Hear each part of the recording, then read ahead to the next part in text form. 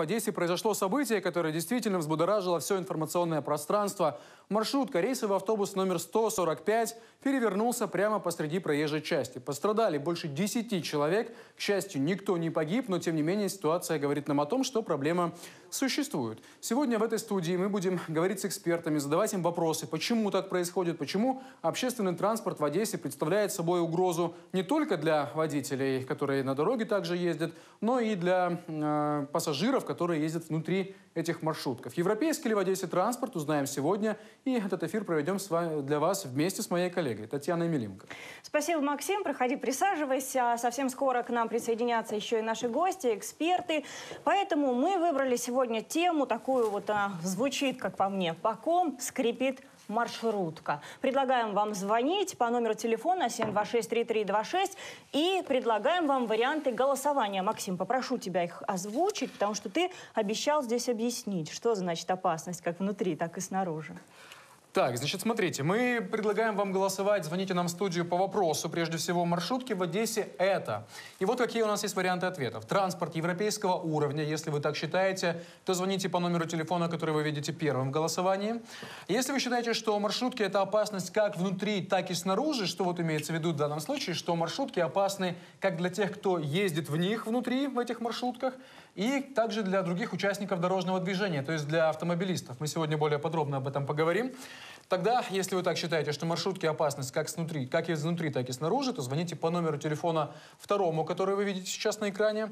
Ну, если вы считаете, что владельцы транспорта, транспортных компаний просто зашибают деньги, и им, возможно, не эфирное слово, Тань, поправь меня, им наплевать просто на все происходящее. А главное, чтобы деньги... Так и есть, наверное. Ну, хорошо. Значит, тогда звоните по третьему номеру телефона.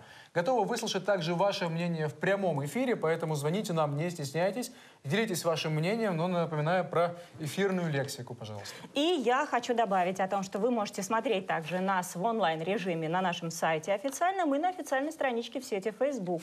Там же оставляйте свои комментарии, мы обязательно их зачтем.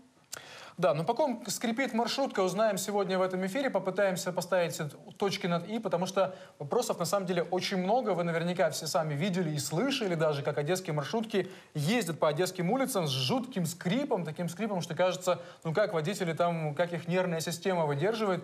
Я, например, иногда тоже пользуюсь общественным транспортом, для меня это просто какая-то катастрофа. Вот ты, Таня, ездишь на одесских маршрутках? Я не езжу на одесских маршрутках, честно. Притом я не езжу много лет на одесских маршрутках, не из-за того, что там я могу себе позволить заказать такси или меня возят на работу.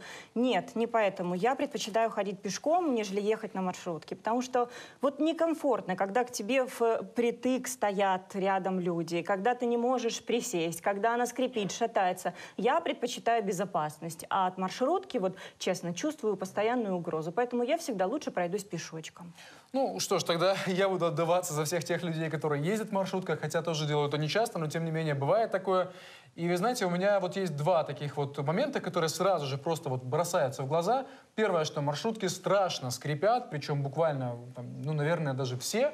Этот огромный жуткий скрип тормозов знают все люди, у них он просто прописан на подсознании, которые живут где-то рядом с автобусными остановками. Это беда такая целая, да, вот место жительства. Давайте посмотрим небольшой материал о том, что же произошло в эти выходные, после чего мы пригласим нашего первого гостя в студию для того, чтобы обсудить с юристом о том, как можно действовать в данной ситуации и оценить ее в общем.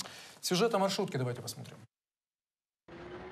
На Атамана Головатова на 145-м маршруте произошло ДТП. Во время движения у автобуса оторвало колесо. Машина скользила на диске по проезжей части несколько метров, после чего ее затормозил бордюр. Автобус перевернулся, в нем были пассажиры. В результате происшествия пострадали 11 человек. У них ушибы, переломы и испуг. Водитель говорит, что невиновен. Якобы маршрутка ездит по одесским дорогам около месяца. По его словам, в автобусе было 12 человек. По словам очевидцев, авто было переполнено. Там находились дети. Там находились дети, и даже один очевидец говорил о том, что водитель сам доставал 3 детей из одного из разбитых стекол. У нас есть видео, конечно, снятое сразу же очевидцем, да, его разместил одесский паблик. Но давайте мы его посмотрим вместе, может быть, с гостем сразу же. Давайте, да, пригласим нашего первого гостя, юрист у нас, да? Да. Александр Брилев, юрист, который поможет нам сегодня разобраться в ситуации. Если юрист уже готов, пожалуйста, приглашайте. Проходите к нам, присаживайтесь. Александр. Спасибо, что нашли время приехать. Мы хотим вам показать Спасибо эти вам. кадры, да, и обсудить с вами эту ситуацию. Давайте вместе посмотрим их.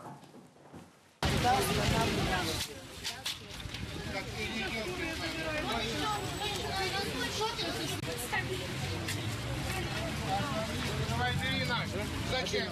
Скажите, она поселок которого надо, ага, пририсовывать. Криса, короче, вот эта шина начала отлетать. Ну, короче, пошли по этому вот. Короче, начала отлетать в сторону, и он начал ехать и перевернулся вот так вот. А что ты слышал?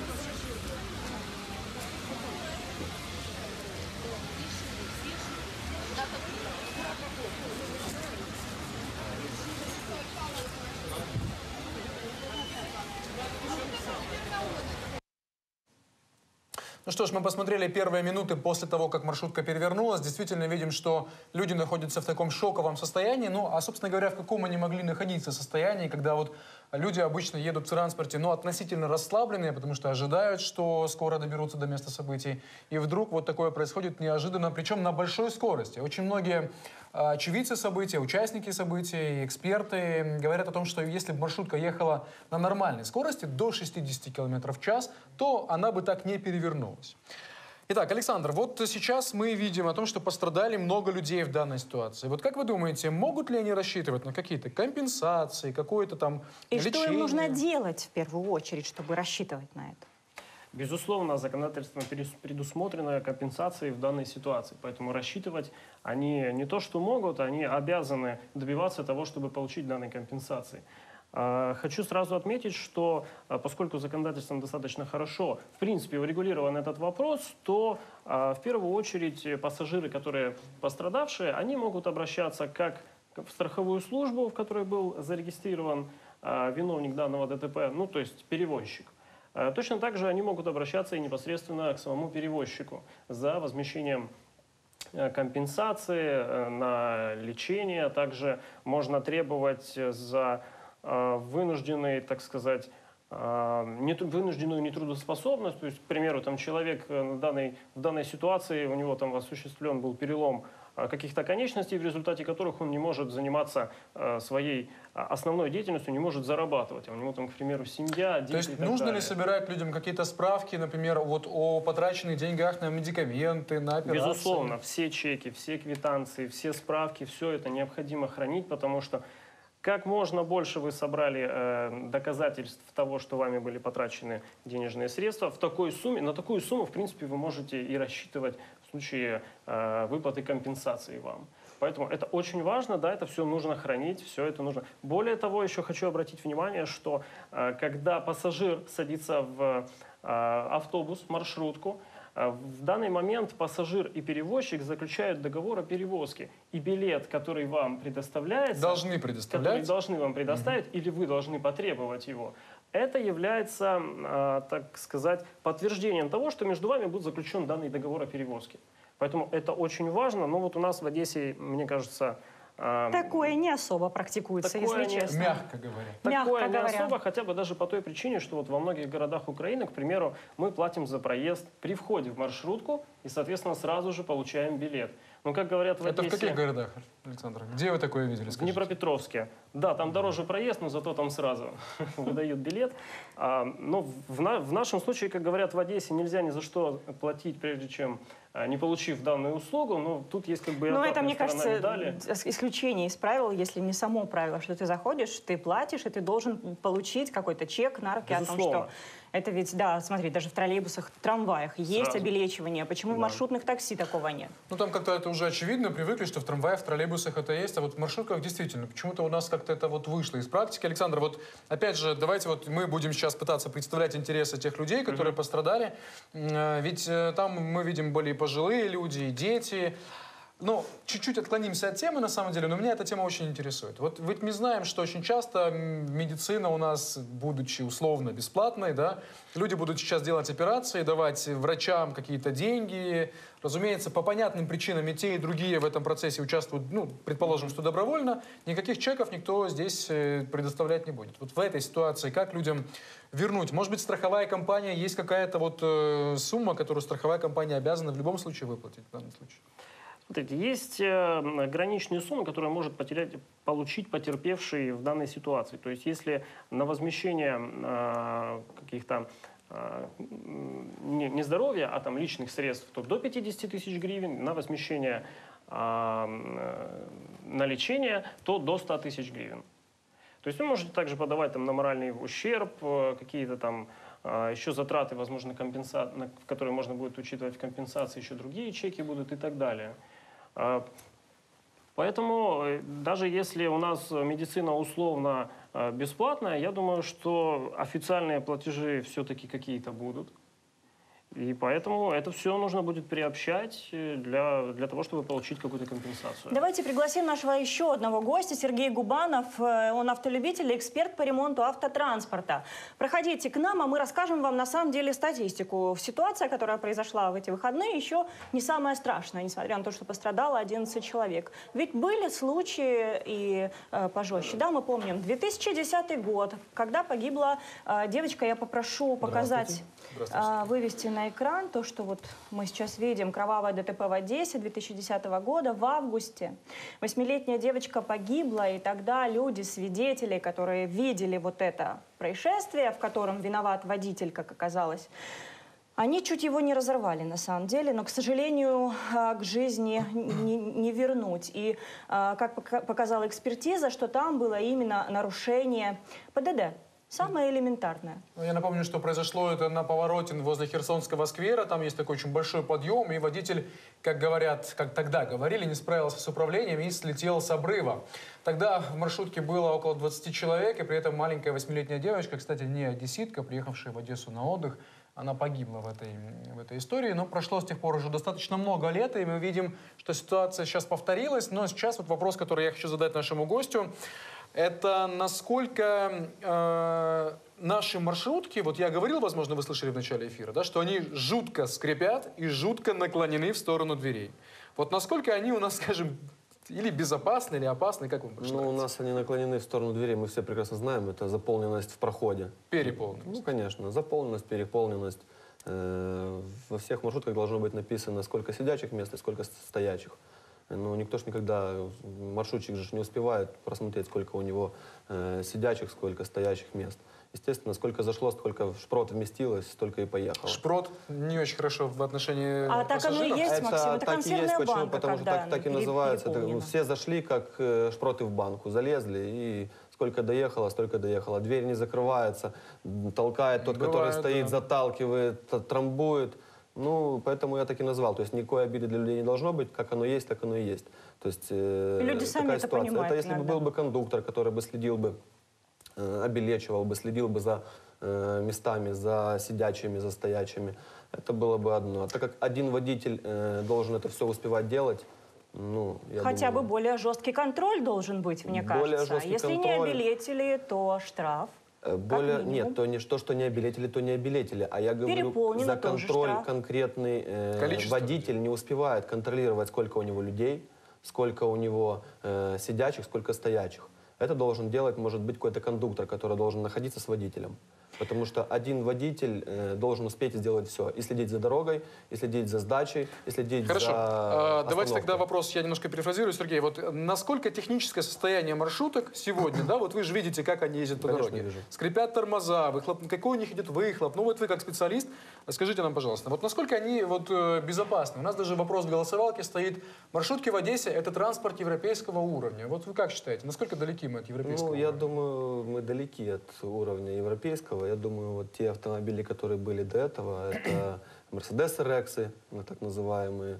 Они были хоть и старые, но они были... Но они были Мерседесы. Они были Мерседесами, да. То есть как вот такая вот аббревиатура. Старый, но Мерседес.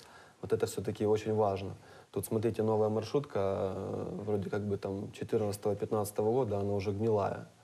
Да, в любом случае, за многими техническими данными своего транспортного средства должен следить водитель. Но когда он может успеть, если он в 12 приехал, встал, а сейчас ему в 6 вставать и ехать дальше?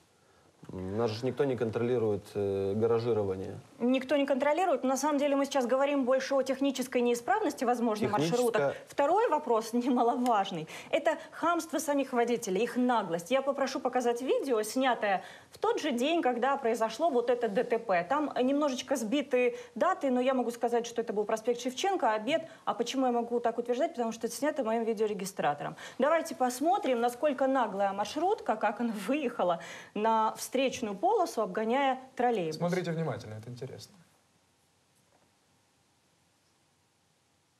Вот сейчас мы видим, что это вот Татьяна, еще раз повторю, что снимала собственным видеорегистратором на своей же машине, то есть на дату не обращайте внимания, 11-й год, регистратор не настроен.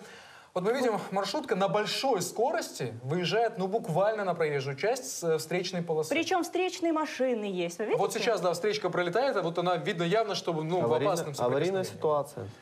У нас номер, нам только что, кстати, вот в новостях мы показывали этот кусочек. И да, номер маршрутки здесь сейчас тоже, потому что, ну, естественно, догнали и засняли хотя бы так. Что делать в такой ситуации? Как можно наказать правонарушителя? Ведь это действительно аварийная ситуация. И могло произойти то же самое, что произошло просто вот на Пересыпи, в другом районе города. А это вот одно и то же время. Это проспект Шевченко, дворец спорта. Давайте, Александр, вы как Парк юрист, вот вы Победы. первый, ответьте нам, что нужно делать в такой ситуации? Вот этого человека, мне кажется, стоит вообще, в принципе, лишить прав навсегда.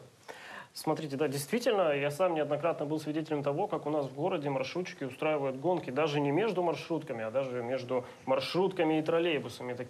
Такая битва за пассажиров, наверное. В данной ситуации вот у нас есть, к примеру, департамент транспорта и связи, который создан при Одесском городском совете. Вот непосредственно туда можно обращаться со своими жалобами относительно ну, вот таких вот ситуаций.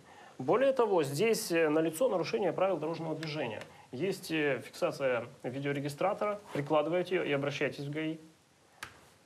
Все, и там уже пусть они делают свое дело, пусть разбираются, по каким причинам, как, почему, и наказывают нарушителя. Ваше мнение, что надо делать в такой ситуации? Ну, я сам бывал в такой как-то ситуации, наблюдал такую ситуацию, что человек остановил вот такую аварийную, была произведена на дороге аварийная такая нарушение правил аварийное, и один из водителей остановил, заблокировал и вызвал ГАИ. Еще тогда было ГАИ. А и куда мы надо звонить, скажите? Это как управление правильно называется? Давайте транспортная связь. найти. Да, и мы остановились, мы понаблюдали всю ситуацию. Что тогда произошло? Приехали гаишники, забрали у водителя права, передали в суд с материалами, а суд уже решал, что делать с этим. Если есть доказательства, виновности или невиновности, уже решал, лишать прав или не лишать. У нас сейчас есть более чем доказательства. Ситуация. У нас есть видеорегистратор, который заснял, есть номер. Мы сейчас, вот, Таня, поищи, пожалуйста, номер телефона. Я нашла номер телефона 757-9059. Департамент транспортной связи. Наберем прямо сейчас и узнаем, что они нам могут Давайте предложить. наберем. Я повторю, 757-9059. На самом деле мы периодически возвращаемся все-таки к этой теме, да, и говорим о том, что вот ситуация была в 2010 году, она повторяется регулярно. 2014 год. В Одесской Лузановке беременная женщина выпала из маршрутки. Мы помним, в том же году была ситуация, когда парень, его зовут Виталий, он выпал из маршрутки, сломал обе руки, у него был разрыв связок, по-моему, я точно вот уже не смогу сказать. И перед ним даже не извинились. Давайте посмотрим небольшой сюжет. После этой поездки Виталий долго пил обезболивающее. Он ехал в больницу к другу, но сам оказался пациентом. Это случилось 2 года назад. Парень занял место на заднем сиденье в маршрутке. Двигаясь по Балковской, водитель решил набрать скорость, чтобы проскочить на красный. Виталий выпал посреди дороги под колеса других машин. Хорошо, что водители успели сориентироваться и затормозить. Он нас с левой стороны начал обгонять, резко увеличивая скорость. В этот момент, когда он выехал передними колесами на улицу Балковскую, через заднюю дверь она как-то резко открылась, вылетел парень, и дверь закрылась, и машина поехала дальше. Как результат, 2 поломанные руки и разорванное сухожилие на ноге. Все произошло так быстро и неожиданно, что парень даже не понял, как оказался на дороге. Он спортсмен, говорит, даже сгруппироваться не успел. Только коснулся двери плечом, и сразу дверь открылась, и я вылетел. Я пытался еще за что-то вцепиться, когда я уже понял, что я лечу. Но и не было даже за что вцепиться, то есть руками. Самое циничное, что водитель маршрутки не заметил, как потерял пассажира и поехал дальше. Перед Виталием тогда никто не извинился и не предложил помощь. Ну что ж, по поводу нашей попытки перезвонить в департамент транспортной связи, по понятной причине, сейчас уже 18:45 показывают часы, уже рабочий день завершился, так что мы обязательно берем эту ситуацию на контроль. И вот у нас есть видеорегистратор, есть номер этой маршрутки, есть ее маршрут, и мы точно вот обязательно дозвонимся до департамента, передадим им эту информацию и будем следить за развитием событий о том, понесет ли водитель заслуженное наказание. Я хочу пригласить героя сюжета, которого мы только что посмотрели, Виталия Сапигуру. Прошло 2 года. Виталий, заходите. Чтобы вы нам сейчас рассказали, получилось ли все-таки тогда добиться справедливости как-то, быть может, какой-то материальной компенсации. Здравствуйте. Здравствуйте. Рада видеть вас и сейчас. Тогда 2 года, помню, как приходила, еще вот тогда снимала. Как вы чувствуете себя сейчас? Сейчас спасибо, отличненько. Очень Были хорошо. обе руки. Вы можете вспомнить, как это вообще произошло? Событие было такое номинальное. Да, ехал, товарищ был в больницу, сел в маршрутку на обычное сиденье. И так получилось, что там Моловского, Балковское пересечение. То есть было четко ясно, что водитель не успевал на желтый. Ну, на красный практически поехал. Да, то есть он педаль в пол, потому что мы двойной сплошной, машина двигается туда широкой. И на скачке рейс, то есть маршрутка начала трясти, и я просто соскользнул с сиденья, коснулся двери и просто... А дверь была открыта как-то? Она была закрыта? Она якобы была закрыта, но это закрыто, как потом уже дальше выяснилось экспертизой. Она была закрыта на обычный засов, который, ну, как двери там где-то там в каком-то селе. Нет, это был, как товарищ говорил, классная машина Мерседес, да. Ну, компенсацию вы какую-то получили? Компенсацию. Что такое компенсация, скажите, да? Да, что вы подразумеваете компенсацию? То есть... Хотя бы извинились перед вами, ведь показывали и центральные телеканалы, на сегодняшний и все знали о вас. день мы еще с ними судимся. Спустя До сих пор судитесь? До сих пор мы с ними судимся. 2 года прошло.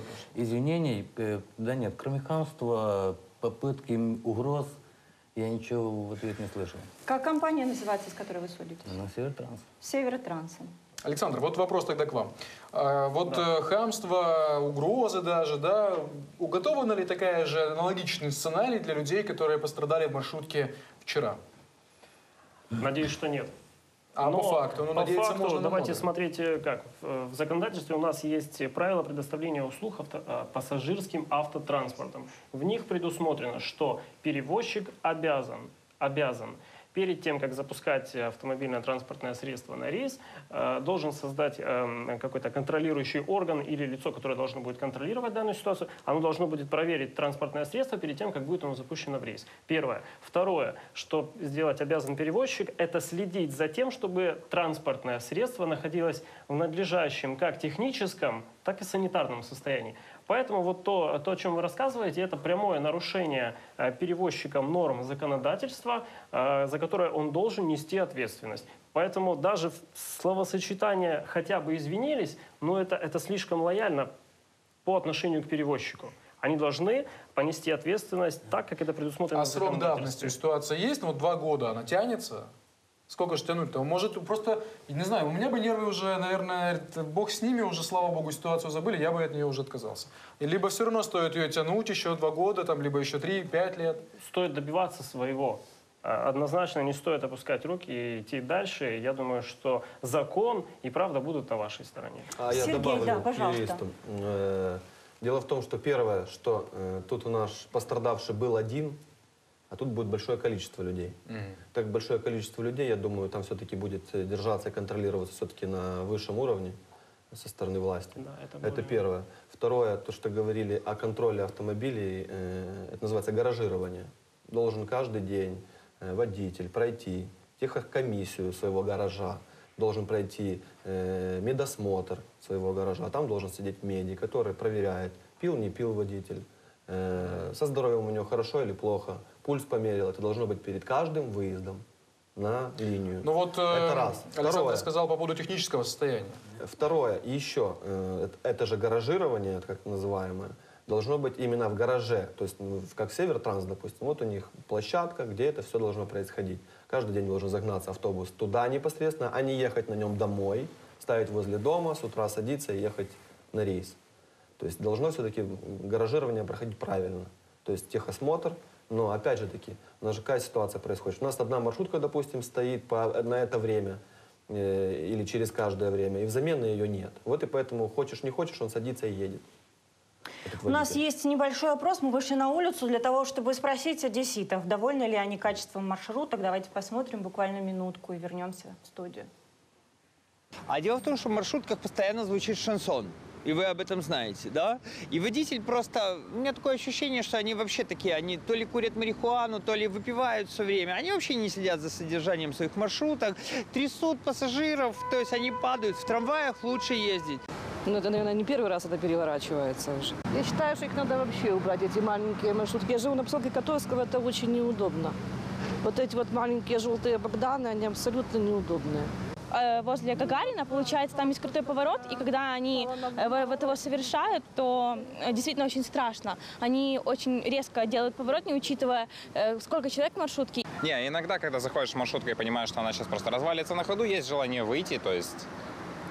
Я помню, один раз из трамвайчика вышел, потому что он задымился и не заплатил, ну, потому что это вообще никуда. В очень плохом. И плохое состояние, и водители очень грубые, к сожалению, сдерганные. Я не знаю, это их личная вина. И дороги очень плохие, но тут все очень плохо, к сожалению. За их техническим состоянием должны следить автопарки, которые выпускают в первую очередь на маршрут. А то, что по дороге, ну, дороги у нас тоже, к сожалению, не всегда везде хорошие. Они никакие, это вообще, как на вибрации едешь, никаких амортизаций еще нету там. И колодки горят, там постоянно дым слышно. Вот, допустим, снаружи можно заметить, что некоторые маршрутки не просто ездят перекошены с одной стороны на другую. То есть, особенно на поворотах, ну, конечно, это опасно. И мне кажется, очень редко производится какой-то техосмотр или что-то в этом плане. Я считаю, что транспортом вообще должны заниматься городские власти, а не частные предприниматели. Виталий, вот у меня к вам вопрос еще один. Вот после той ситуации вы маршрутками как пользуетесь? Осторожнее? А я больше них не езжу. А как, пешком ходишь? Не, я передвигаюсь на своем транспорте или такси. То есть маршрутка, общественный транспорт я просто не перестал пользоваться. Вы поняли, что это просто опасно для здоровья, для нервной системы? Совершенно верно. Вы хотели также добавить по поводу переполненности, да, маршрута? Да, хочу обратить внимание, что, как мы уже говорили о том, что пассажир может требовать компенсацию в случае нарушения там, каких-то правил дорожного движения или нанесения ему травм перевозчикам. Но в то же время в законодательстве предусмотрено, что пассажир может и не получить компенсацию в случае нарушения вот этих правил предоставления услуг пассажирским автотранспортом. Такое самое распространенное является это, например, когда пассажир находится в этом автобусе стоя, к примеру, или там прислонился к двери. Это уже нарушение пассажирам вот этих вот правил перевозки. А так как у нас, например, вот те, кто живут на поселке, они, например, знают, что во время там, час пик, 8-9 утра, в принципе, если ты зашел в маршрутку и где-то там расположился на первой и на второй ступеньке, то это классно. Тут ты доедешь. Простите, я не совсем понял. То есть, если человек стоит в маршрутке, и он после этого пострадал, он не имеет права на компенсацию? Безусловно, он имеет право, но тут уже небольшая коллизия получается норм права, и у перевозчика... Так там же предусмотрены стоящие места, Богдана. Предусмотрены, конечно. В то же время и предусмотрено, что водитель имеет право не впускать пассажиров в салон, если нету сидящих мест. То есть это получается, извините, как-то, я не совсем понял. Как это не пускать пассажиров? Там же и предусмотрены стоящие места. Я, к сожалению, пессимист в этом вопросе. Мне кажется, что даже будешь ты стоять, сидеть, все равно вряд ли произойдет чудо, да, и вернут все-таки деньги, и справедливость восторжествует. Скажите, Алексей, вы говорите, что... Коллеги, я прошу вас, вынужден вас перебить, у нас, к сожалению, заканчивается время эфира. После эфира вы сможете задать ваш вопрос юристам. Давай сейчас Давайте итог, подведем мы итоги голосования. дадим вам возможность пообщаться с юристом. Итак, мы просили вас звонить нам в студию по вопросам. Маршрутки в Одессе – это транспорт европейского уровня. 0% дозвонившихся высказались по этому поводу. То есть транспорт европейского уровня в Одессе – это, наверное, лексусы наших чиновников. Второй вариант – опасность как внутри, так и снаружи. Напоминаю, что имелось в виду, что опасность как для участников дорожного движения, так и для пассажиров. За этот вариант проголосовали 43% дозвонившихся. И владельцы просто зашибают деньги. Этот вариант поддержали 57% людей. Так что, друзья мои, транспорт европейского уровня хотите увидеть, езжайте в Европу. И хорошо, что Евровидение не у нас. Я благодарю вас за то, что вы пришли к нам. Александр, обязательно пообщайтесь с Виталием. Виталий, вам хочется пожелать, чтобы все-таки ваша ситуация разрешилась. Вам огромное спасибо за то, что пришли, подсказали, как оно должно быть правильно. Приходите к нам еще. Это была программа «Вечер на 7». Провели его Максим Малынов и Татьяна Миленко. А сразу же после новостей, сразу же после «Вечера на 7» смотрите, не переключайтесь, мировые новости. А после мировых новостей еще раз увидимся в этой студии и будем обсуждать еще одну ситуацию, которая произошла в Одессе на прошлой неделе. Это было обрушение балкона и гибель жительницы Одессы. Береги. Всего вам доброго. Всего хорошего.